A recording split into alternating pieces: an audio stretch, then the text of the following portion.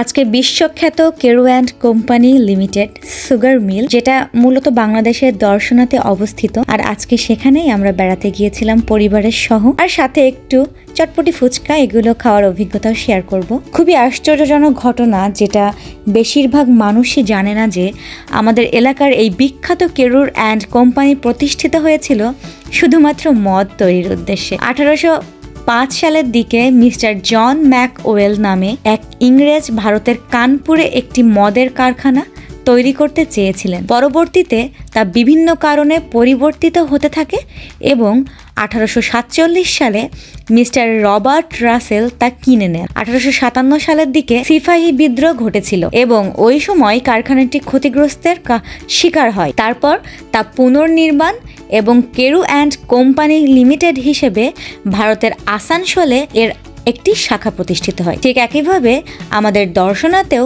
এর একটি শাখা স্থাপন করা হয়। 1965 সালে পাকিস্তান এবং ভারতের যুদ্ধ হয়। তার ফলে 1968 সালে পাকিস্তান এই কেরু অ্যান্ড কোম্পানিকে Carew and company Pakistan limited হিসেবে নাম ঘোষণা করেন। কিন্তু দেখুন, ভাগ্যক্রমে যখন 1971 সালে বাংলাদেশ পূর্ব পাকিস্তান এবং পশ্চিম পাকিস্তানের যুদ্ধের পরে বাংলাদেশ এবং পাকিস্তান বিভক্ত হয়ে গেল এবং বাংলাদেশ স্বাধীন হয়ে গেল, ঠিক তখনই এটা বাংলাদেশ হিসেবে নতুন করে Keru and company Bangladesh limited নামে sugar and food industries corporation পরিচালিত হয়ে আসছে, যা বর্তমানে চুয়াডাঙ্গা জেলার দামুড়হুদা উপজেলাতে Darshana Keru and company sugar মিলটি অবস্থিত। আর এখানে কিন্তু চিনির পাশাপাশি বিভিন্ন ধরনের মদও পাওয়া যায়। অন্যদিকে আমাদের আয়নও ঘুমিয়ে পুরা সময়টা পার করলো, তার মুখ দিয়ে অলরেডি লাল ঝোলও বের হচ্ছে। যাই হোক, আমি উপরে উঠছি এখন পুরো মিলটা ঘুরে দেখার জন্য। আর আমরা এখানে দেখতে পাচ্ছি হাজারমণি চাকা। এই চাকাটার নাম হাজারমণি চাকা। এই চাকাগুলো পুরো মিলটাকে পরিচালনা করে। তারপর আমি এখান থেকে চলে গেলাম বড় বড় পাইপে, যেখানে পুরো রসগুলো জাল দেওয়া হয়। এখানে বেশ কয়েকটা পাইপ ছিল, একটা থেকে আরেকটা স্থানান্তরের মাধ্যমে রস থেকে গুড় তৈরি করা হয় এবং গুড় থেকে দানা আকারে চিনি তৈরি করা হয়। এখানে এই পাইপগুলো বেশ লম্বা লম্বা, আমি আপনাদেরকে দেখাচ্ছি। এই পাইপগুলো মিনিমাম 4 থেকে 5 তলার সমান লম্বা হবে। আর এখানে খুব সুন্দর করে, খুব টকবক করে রসগুলো ফুটতেছে। সেদিন শুক্রবার ছিল, তাই অনেক ভিজিটর, মানে যারা ট্যুরিস্ট ছিল কিংবা বেড়াতে যাওয়ার উদ্দেশ্যে বের হয়েছিল, তারাও মিলটাকে ঘুরে দেখছিল। কারণ শুক্রবার আর বুধবারে এরা উন্মুক্ত করে দেয় সরকারিভাবে। এখানে কোনো পাস বই ছাড়াই যে কেউ যেতে পারে। এখানে হয়তো গাদগুলো রিফাইনিং হচ্ছে। তারপর আমরা দোতলা থেকে নিচতলায় নেমে আসলাম। এত বেশি গরম ছিল যে ওইখানে থাকা যাচ্ছিল না।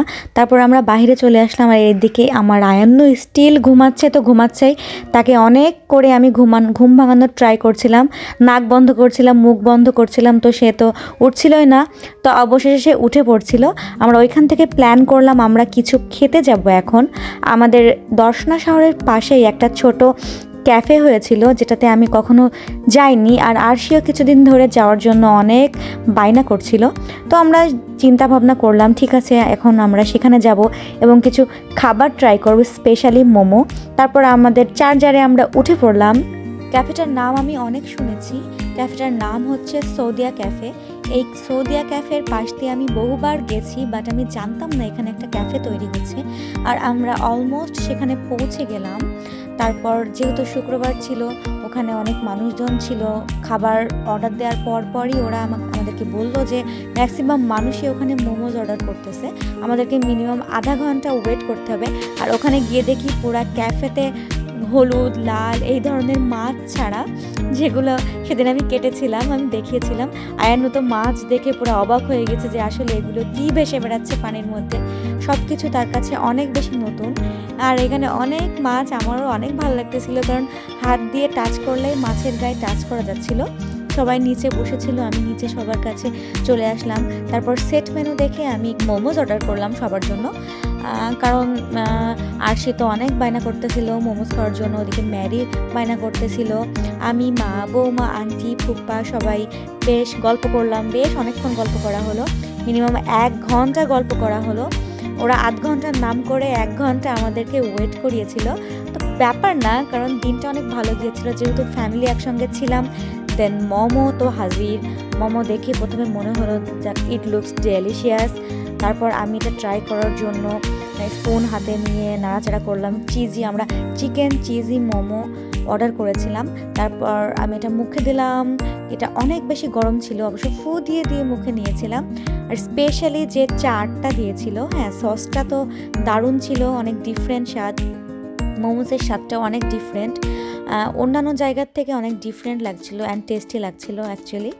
তারপর আমি খেলাম, বেশ ভালো লাগলো, কিন্তু দামটা আমার কাছে মনে হয়েছে যেন একটু বেশি, কারণ ওখানে 190 টাকা করে আমাদের প্লেট নিয়েছিল, মাত্র 6 পিস দিয়েছিল।